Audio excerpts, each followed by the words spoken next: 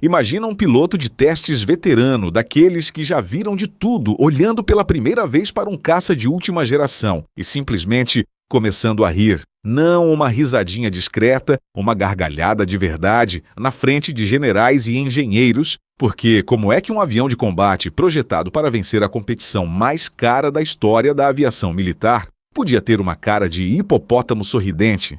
O Pentágono queria um único caça capaz de substituir 3 aeronaves diferentes em 3 forças armadas diferentes, com pouso vertical, capacidade furtiva e um preço que países aliados pudessem pagar. E a resposta da Boeing para esse quebra-cabeça impossível saiu do hangar parecendo uma banheira voadora. Mas como uma aeronave tão ridícula chegou perto de vencer um contrato de mais de 200 bilhões de dólares? Porque a Boeing apostou tudo numa boca gigante em vez de um nariz afiado, onde exatamente a física decidiu virar contra o projeto.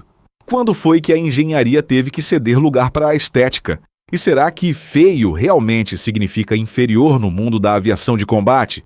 Isso não é o que você pensa. Para entender essa história, precisamos voltar para meados dos anos 90, quando os Estados Unidos enfrentavam um dilema estratégico gigantesco. A Força Aérea Americana operava frotas envelhecidas do caça F-16. A Marinha dependia do F-A-18. E os fuzileiros navais ainda usavam o peculiar Harrier de decolagem vertical, um projeto britânico dos anos 60 que já mostrava sinais de fadiga estrutural. Manter 3 programas de aeronaves separados custava bilhões de dólares por ano, e cada força armada tinha peças, treinamento e logística completamente diferentes. Tentativas anteriores de unificar programas de caças já haviam fracassado, principalmente porque engenheiros tentavam adaptar um design existente para múltiplas missões, e o resultado eram aeronaves comprometidas, nem boas o suficiente para combate aéreo, nem eficientes o bastante para operações de pouso vertical. Mas antes de continuar, me conta nos comentários. Você já viu algum projeto, seja de engenharia, tecnologia ou até no seu trabalho, que parecia esquisito por fora, mas escondia uma solução genial por dentro? Deixa aí embaixo. O Pentágono, então, lançou o programa conjunto Strike Fighter, com exigências que pareciam propositalmente contraditórias. Precisava ser furtivo o suficiente para escapar de radares, rápido o bastante para quebrar a barreira do som, barato o suficiente para a produção em massa de milhares de unidades, e ainda por cima capaz de pousar na vertical como um helicóptero. Sem pressão, né? No centro do projeto X-32 da Boeing estava uma decisão de engenharia que muita gente confundiu com incompetência. Os engenheiros perceberam que, em vez de usar um complexo sistema de ventoinhas de sustentação como fazia a concorrente Lockheed, eles podiam simplesmente aumentar drasticamente o tamanho da entrada de ar do motor, criando um caminho direto e simples entre a boca do avião e o motor único. Isso significava eliminar dezenas de componentes móveis que poderiam falhar durante um pouso vertical em pleno combate,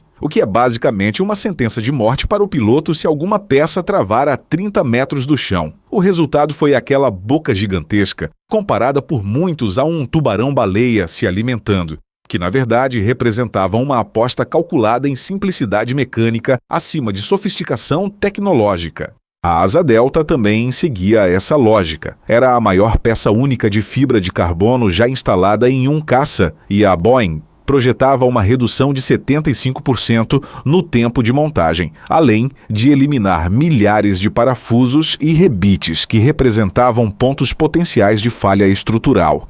A estimativa apontava para uma redução de 30% nos custos de manutenção ao longo da vida útil da aeronave. Parece um design tosco e mal pensado, até você perceber que cada centímetro daquele corpo bulboso existia para maximizar espaço interno de combustível e armamento, mantendo ao mesmo tempo características furtivas contra radares inimigos. Mas ter uma solução tão simples criou um grande problema. Durante os testes de pouso vertical em Edwards Air Force Base, o X-32 começou a sofrer de um fenômeno chamado ingestão de gases quentes, algo que os pilotos descreveram como pesadelo Gian.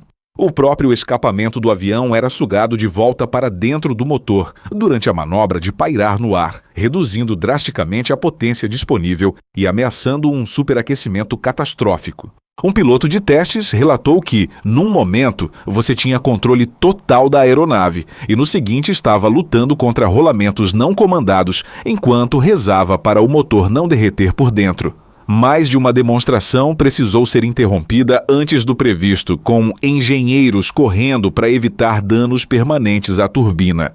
O segundo problema veio da própria asa, que deveria ser o orgulho do projeto. Aquela estrutura espessa, perfeita para resistência estrutural, criava uma penalidade aerodinâmica brutal em altas velocidades.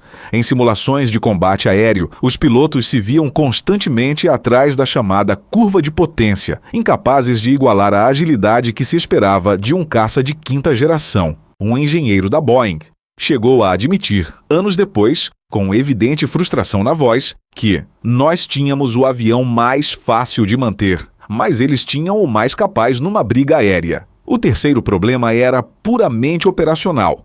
Enquanto a Lockheed conseguia fazer o seu protótipo X-35 decolar na vertical, acelerar, quebrar a barreira do som em voo nivelado e depois pousar de novo na vertical, tudo numa única missão sem qualquer troca de peças, o X-32 exigia horas de trabalho da equipe de solo para alternar entre a configuração de pouso vertical e a configuração supersônica, trocando bocais de admissão, recarregando softwares e até redistribuindo peso manualmente. Se essa inflexibilidade se repetisse numa situação real de combate, a consequência seria catastrófica. Uma aeronave incapaz de decolar de um navio pequeno e depois voltar em velocidade supersônica sem passar horas em manutenção no meio do deserto. Na verdade, foi exatamente assim que a imprensa de aviação comparou o episódio a assistir um lutador de peso pesado treinado para um único golpe contra um adversário ágil que dominava várias técnicas ao mesmo tempo. Um dos detalhes mais fascinantes desse projeto está justamente naquele sistema de sustentação direta. Em vez de usar um eixo mecânico complexo conectando o motor a uma ventoinha dianteira, como fazia a Lockheed, a Boeing simplesmente direcionava o próprio jato de exaustão do motor para baixo, através de bocais reguláveis. Era, na teoria, um truque simples, porém genial para simplificar drasticamente a mecânica interna da aeronave. O problema é que essa simplicidade tinha um preço físico que nenhuma equação resolvia facilmente. O próprio ar quente expelido durante o pairar era recirculado de volta para dentro da entrada de ar gigante que citamos antes, criando um ciclo vicioso de temperatura crescente. Mesmo assim, ao longo de mais de 140 voos de teste registrados, a equipe da Boeing conseguiu refinar softwares de controle, ajustar superfícies aerodinâmicas e até completar aproximações bem-sucedidas em porta-aviões, provando que em condições perfeitas, aquele design excêntrico conseguia entregar boa parte do que prometia. Só que boa parte, em condições perfeitas, não é exatamente o padrão que o Pentágono buscava para uma aeronave que precisaria operar em zonas de combate reais, sob fogo inimigo, com pistas improvisadas e navios balançando no oceano. Talvez a parte mais inesperada dessa história seja que aquele design, feio demais para ser levado a sério, nunca foi realmente testado na sua forma final planejada pela Boeing. Ironicamente, a aeronave que perdeu a competição em 2001 nem sequer era o projeto que a Boeing pretendia colocar em produção em massa. A versão de produção teria uma transformação completa. A asa delta atarracada seria substituída por asas enflechadas mais esbeltas, prometendo uma melhora de 40% no desempenho transônico. E aquela boca gigantesca ganharia defletores de geometria variável e materiais absorventes de radar, cortando a assinatura de radar em até 60%. Até a cabine ganharia uma bolha de canopy transparente, finalmente dando aos pilotos a visibilidade que faltava no protótipo original. Pode parecer que a Boeing simplesmente perdeu por falta de visão de futuro, até você perceber que o verdadeiro problema físico, aquela ingestão de gases quentes, provavelmente continuaria existindo mesmo com todas essas melhorias estéticas e aerodinâmicas. Como um analista da área aeroespacial resumiu de forma direta, você pode redesenhar um hipopótamo, mas ele ainda não vai correr como um guepardo. É exatamente por isso que essa ironia histórica incomoda tanto especialistas até hoje. A aeronave mais ridicularizada da história recente da aviação militar carregava, escondida sob aquela carroceria bizarra, tecnologia genuinamente revolucionária de fabricação que jamais teve a chance de amadurecer em combate real. Quando o Pentágono finalmente anunciou a decisão em outubro de 2001, escolhendo o X-35 da Lockheed como base para o que se tornaria o famoso caça F-35 Lightning II, o veredito não foi sobre estética, foi sobre capacidade operacional comprovada sob pressão. O X-35 realizou aquilo que ficou conhecido entre engenheiros como o voo milagroso: decolagem vertical, transição para voo horizontal, quebra da barreira do som e retorno para um pouso vertical, tudo numa única missão contínua, sem qualquer reconfiguração de solo. Essa flexibilidade tática se traduziu depois em números impressionantes de produção real. O programa F-35 já entregou mais de 1.000 aeronaves para forças aéreas de pelo menos 17 países diferentes, consolidando-se como o caça ocidental mais produzido do século XXI. Enquanto isso, o X-32 nunca voou de novo depois dos testes. Um dos 2 protótipos construídos acabou exposto no Museu Nacional da Força Aérea Americana e o outro permanece hoje no Museu do Voo em Seattle, virando atração para curiosos que fazem questão de tirar fotos ao lado da aeronave mais feia já construída. A maior ironia final é que, em quase toda a lista popular de piores designs de caças da história, o X-32 aparece no topo, ganhando mais visualizações, memes e debates apaixonados na internet do que muitos caças que realmente entraram em combate de verdade. Então, no fim das contas, o que essa história revela sobre engenharia e aparência?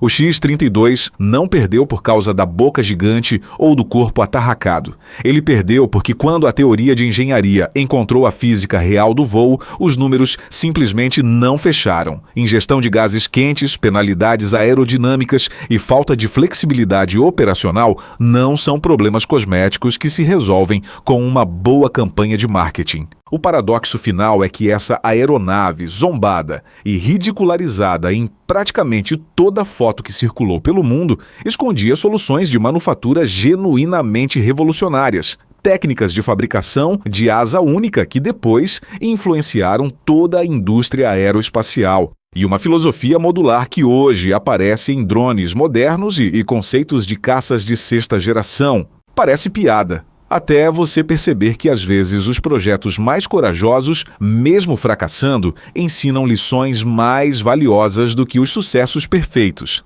E aí, o que você achou dessa história?